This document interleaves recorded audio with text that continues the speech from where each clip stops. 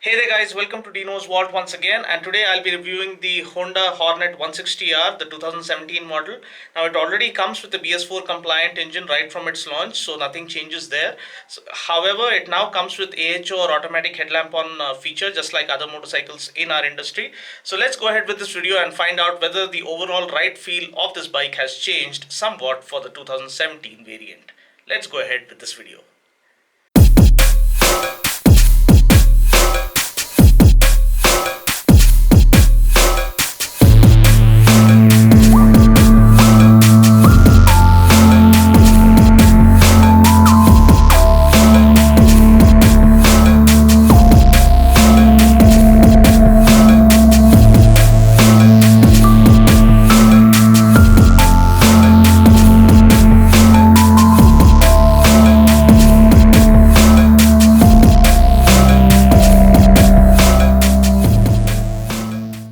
The name Hornet was actually first given to the Honda CB600F for the European and Brazilian markets way back in 1994.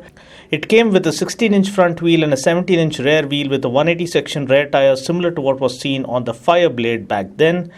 Instantly, the Hornet became kind of a benchmark and a new standard in the naked sport bike category. In 1996, the Hornet name was given to the CB250F that was sold exclusively in Japan. In 2002, the Hornet name was also given to the CB900F for the European market.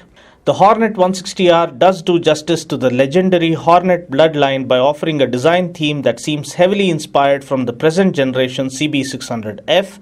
We can see the clear influence here in this pic, especially in the headlamp design and the fuel tank design. All of us Honda fanboys were eagerly waiting for a worthy competitor from Honda to take on the FZ and the Gixxer, and boy was the wait worth it, because the Hornet 160 did resemble its concept form, the CX-1, to a great degree, and backed it up with an equally stunning performance to unsettle the dominion that was being ruled by the FZ and Gixxer. The Hornet looks macho, muscular and badass when compared to the FZ and Gixxer, and well and truly offers much better road presence. Now, I've already done a detailed comparo video of the Hornet versus FZ versus Gixxer versus the Avenger 150, and you can watch that video by following the link appearing on the screen currently. Now, looking at this new blue color variant that has been launched for the year 2017, it sure does look very attractive and eye-catchy at the very first glance. Now, hotness comes standard with this bike, and a testament to this fact is the 2017 Glad Rags Supermodels calendar launched featuring the new Hornet 160. So what's new for 2017 apart from this new athletic blue color scheme is another sports red color variant that is now on offer, as you can see in this picture here. Also, just like I mentioned in the intro, the bike now comes with AHO or automatic headlamp on function. Now, I've already made a separate video on what is AHO, what are its benefits, and will battery life of our bikes be affected with the AHO feature being deployed. So you can watch that video by following the link appearing on the screen currently. Looking at the bike's design, it looks amazing and undoubtedly is the best looking bike among its rivals like the Gixxer and FZ. The body graphics layout is similar to what we already got to see in the green and orange color schemes introduced last year. It's only that we now get the new blue and sports red color options to choose from. The design elements that I love in the Hornet are the alloy wheels that lend the bike a modern Street Fighter kind of a look. We then have the muscular fuel tank, which is again a trademark design element of a macho Street Fighter.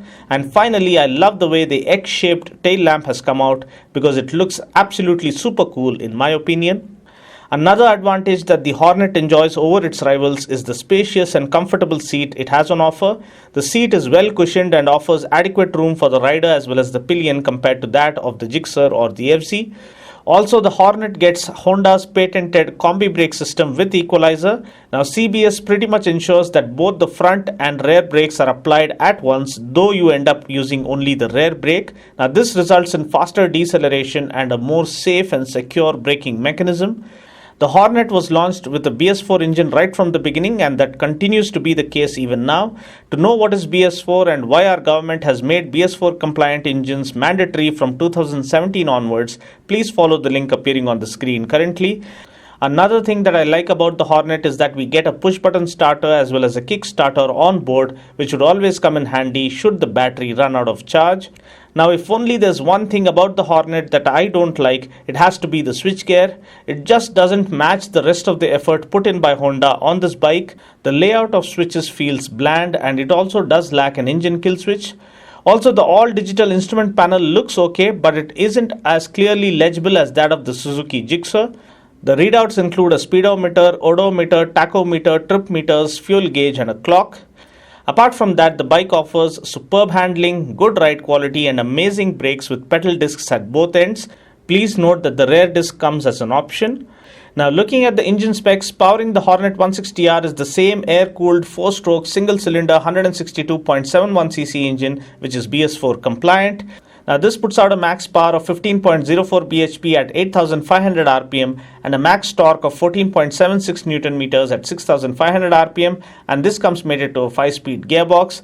I did take the bike out for a short spin, and the refinement level remains the same as that of the preceding model. The crisp throttle response and the overall ride feel doesn't seem to have changed all that much. As it is, the bike was a winner all the way in terms of offering a lighter clutch feel, smoother gearbox, and most importantly, a refined and responsive engine. So the bike continues to remain just as much as interesting even now.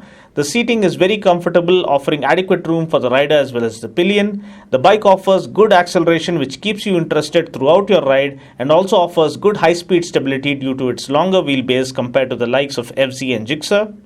Looking at the brakes, we get a 276mm pedal disc up front and a 220mm pedal disc at the back.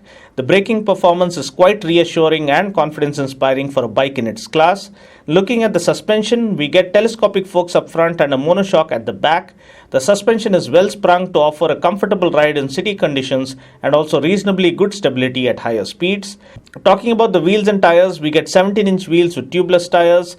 We get a 100/80 tire up front and a 140/70 tire at the back. The fatter 140 section rear tire does do justice to the handling characteristics that this bike has on offer and supports the bike by offering good road grip.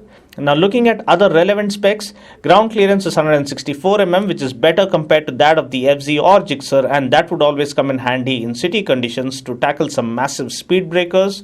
Seat height is 790mm, which again strikes a perfect balance in being comfortable for riders of all sizes. But with the kind of macho styling it has and the taller stance it carries, the bike would suit average height riders and taller riders better compared to the shorter ones. Fuel tank capacity is 12 liters, which I guess is okay considering the decent mileage that this bike has on offer. Mileage wise, as per user feedback from the showroom, it is around 48 to 50 kmpl in city conditions, which is very impressive considering the kind of power and acceleration it has on offer. Please note that this figure may change depending on your riding style and riding conditions. Price ex-showroom Hyderabad for the new 2017 Hornet 160R is Rs 83,489 for the single disc variant and Rs 87,989 for the dual disc CBS variant. Well, that's pretty much it for now. I just hope you found this video useful. Until next time, this is Dino saying ciao. Take care, God bless, and ride safe.